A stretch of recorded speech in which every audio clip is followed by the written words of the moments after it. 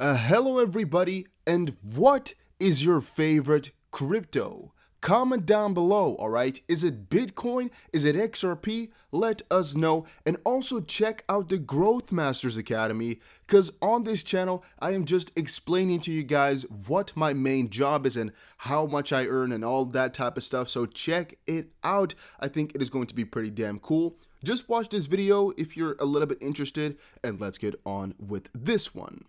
So I've been checking out Bitcoin, right? And I mean, I think most of y'all have already seen the stock market just flourish and go pretty damn haywire or completely crazy. But what we're seeing in Bitcoin is ever as much as we expected. Because what we're seeing is just retesting this zone. This area right here from 15.6K upwards, we're seeing it happen once more, right? It's just a second point.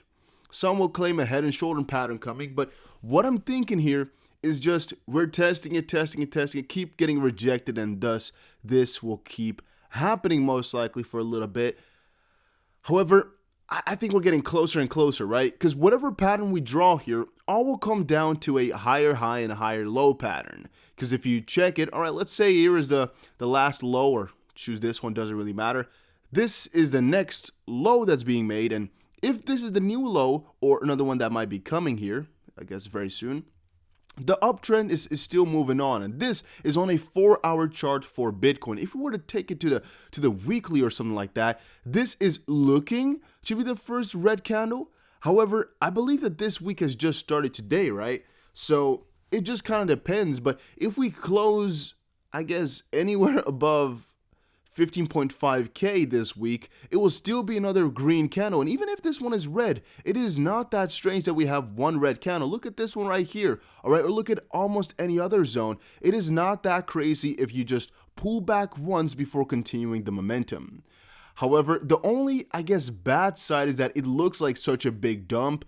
Our first major support is all the way at 13.8. And the big boy papa support is at 12.5. So if we were to fall back down, it will be all the way to 12.5, like kind of what happened here, which does not look very nice. However, ultimately, it's not really a big deal. It's not really going to matter that much, as we'll ultimately get to this 90.6K anyway. And what I'm saying is if we go down for a little bit, at least we'll have some more time to accumulate. Because that's something I'm afraid of with XRP, guys, that right now at 25 cents, I'm not going to be buying enough.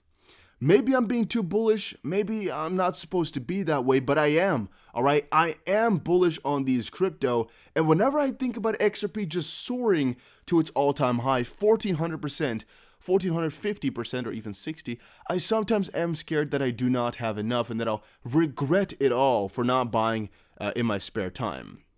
Now, I saw another cool analysis here, and it's quite interesting to see how big the move was today, mostly, of course, because of, I think you guys know what. I think you know what caused it if you guys watched my previous video. But let's check it out here, what this guy has to say.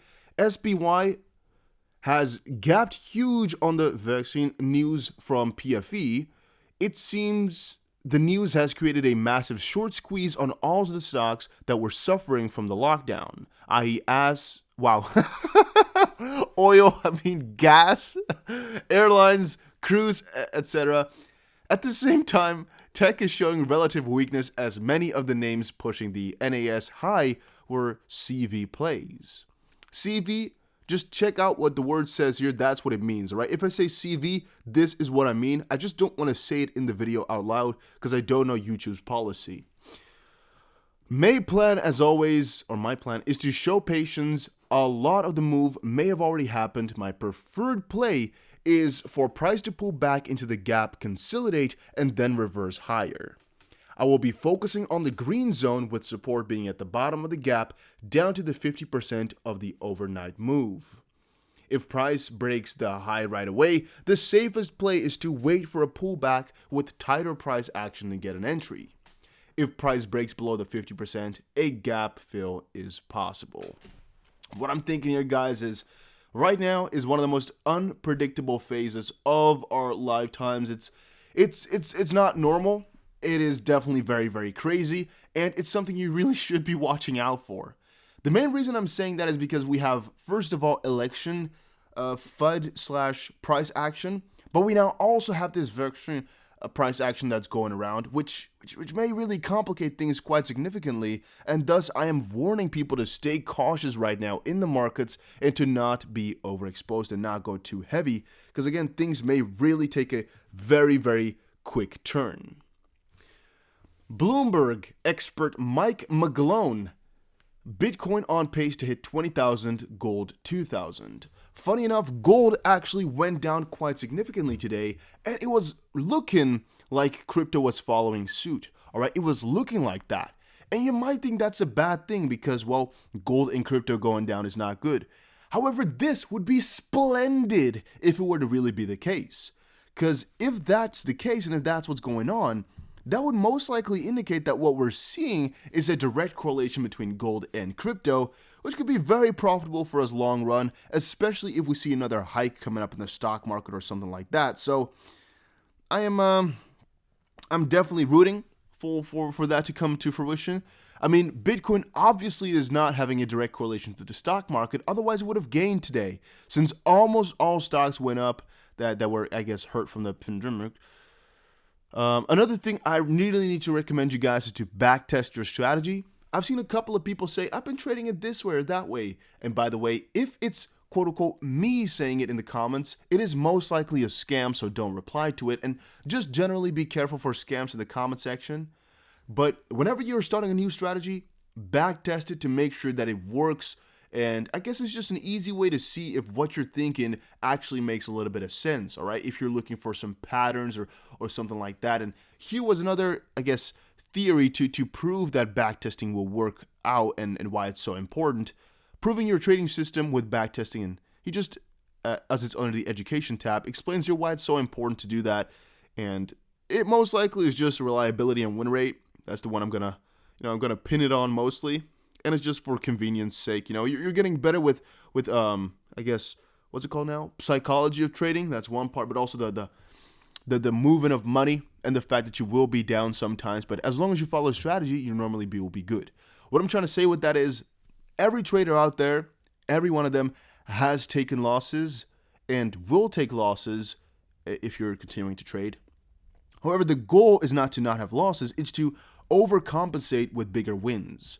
And that's the thing with backtesting. You'll notice that your strategy works, let's say 80% of the time or 55% of the time, doesn't really matter, but you're gonna have losers. But the thing is to take more from those wins than from those losses. And that's something that's really, really important to understand whilst trading or thinking or talking about trading. Now, to get back to this one here, this is not only good for, I'm gonna say, the correlation, but another part of this is all good because, well, we're seeing more and more guys here, the senior commodity strategist of Bloomberg Intelligence, that more and more guys are getting bullish on Bitcoin. And I've really been already putting some pressure on this the last couple of days, the last 2 days or so, 3 maybe even. Ever since JP Morgan came out with some of those statements, we can see it on the right here even. JP Morgan says institutions ditching gold ETFs for Bitcoin. It's getting heavy, all right? And this is, by the way, not Bitcoin gold, which is another thing, but no, Bitcoin and gold. But yeah, it's getting pretty damn heavy right now. Then Stiglitz, a former World Bank chief economist, says Bitcoin will fail. And this here showcases that it's not all the same thing, It's not like everybody has the same opinion. And as I've said before with XRP, there will always be people against your system. By the way, if you are enjoying these videos, make sure you help out the channel by pressing the like button. There will always be people who are going to hate your system. There will always be people against what you're doing and stuff like that. And all I can say is don't let it bother you. All right, go for your own investments, go for your own strategy. And if people are against what you're saying, just understand that the more people are against it, the bigger it most likely is. All right, if people go heavily against it with some adamant persistence, it most likely means they're kind of afraid of it in some way, shape, or form. And that's, again, another bullish thing to understand. So that's, I think, kind of a good thing. Then Logic, the rapper. You can care about this, you cannot care about this. I don't really know. Grammy-nominated rapper Logic makes a big investment in Bitcoin. Bobby Bathroom Break said here, my manager Chris Zaro has been bugging me, so I finally made a big investment in Bitcoin. This guy is Logic. So yeah, I guess that's kind of cool. I mean, he's an influencer, so that's nice. I guess he has 2.4 million followers on Twitter. Bitcoin could be in the midst of corporate FOMO, status CEO. Crypto trader and entrepreneur Willy Woo. That's like a Willy freaking Wonka name. Willy Woo. That sounds like a made up thing. Insists that, I guess every name is made up if you think about it. Insists that it is high net worth individuals who are pushing Bitcoin at the moment, or up at the moment, calling it a stealth phase of the rise. Well, I've said before that I think right now it's greed kicking in, and greed and FOMO is kind of the same thing, as people do not want to let go of their coins, but a lot of the bigger guys, a lot of the corporates, a lot of the corporate CEOs, and a lot of the big boys and players, they want to hold it because they think there's longevity in it. And this really comes pair and hand to hand with the US right now being in an insecure, uncertain period. Uncertain? What the frick is the word? Uncertain. That's the word for it. Period right now, where a lot of people are having their doubts. And once you have some doubt, I guess you kind of go on the roller cycle of going downwards with the train, especially if you're talking about global systems. And with that, they want to go for some store of value to keep their worth the same, and that's why they're going for things like Bitcoin and gold. Since gold is going down right now, I guess people are changing of that opinion, but I think that's mostly also because if the stock market prospers, people don't want to hedge against it anymore, right? People don't want to hedge against the US dollar and things like that, so they go for conventional things like stocks, especially if they're going plus 20 on some of them, which is, rather heavy for stocks to do. And Silicon Valley and smart money are behind this Bitcoin rally, data suggests. The Google Trends interest is relatively low for the keyword Bitcoin, while on-chain data shows smart money is accumulating Bitcoin. Yeah, all right, the theory still applies here, and the bigger thought is actually all still the same here. Big guys are getting into this one, all right? We should understand. It is heavy, what's going on right now, and the thing is, a lot of the guys right now, all the guys, like maybe your friends at work, your colleagues, or people from your freaking card club or your church, I don't know, pick something. They most likely will not hear about crypto right now until it's already too late. I mean, PayPal here made a pretty big move. However, still people will not hear about it until they log in on PayPal themselves, or eventually media has to cover it, but they're so busy with the election that is not being done heavily just quite yet. Maybe you've seen Bitcoin being reported here and there because it hit 15,000. I personally have not, and even if I had, it is most likely a very exclusive thing where soon, once we get another big rush, especially once we cross this border of our, I guess, biggest hurdle before the all-time high. As you can see, clear, big hurdle, right? It's pretty damn clear. It's really the only one we're kind of waiting out for. If we clear that, you can bet, all right, I'm putting my money on it that a lot of news outlets will be covering it, and the momentum will be great, and most likely if we get close to all-time high, we will actually breach it quite heavily and quite significantly. However, of course, that's going to be a big hurdle since that's just a little bit below 20,000, which is going to be a very heavy psychological barrier. The only thing is, since it's so close to the all-time high, I don't know how heavy of a barrier it is going to be, but maybe it's just stacking on top, where some are like, you know what, maybe we breach all-time high, but we're definitely not going to breach 20, and thus they're having a lot of stops on there or something like that. All about that we're going to be seeing, all right? What we know for right now is the stocks are flourishing. We don't know how long this is going to be taken, as a good part of it is the mixed signals we're getting here. Partially bearish because of the election, but very, very bullish because of the vaccine. It's messing us up a little bit, all right? If I'm honestly telling you guys here, it's pretty messed up, and it's messing with my own head. It's honestly messing with my own head here a little bit. So, what are we going to do? What are we going to do, guys? What are we going to do with these stocks? With stocks, I've been busy all day, but what are we going to do with crypto? There's a good chance we're going to be following it up, as we've seen before that the correlation between the S&P and Bitcoin is rather high.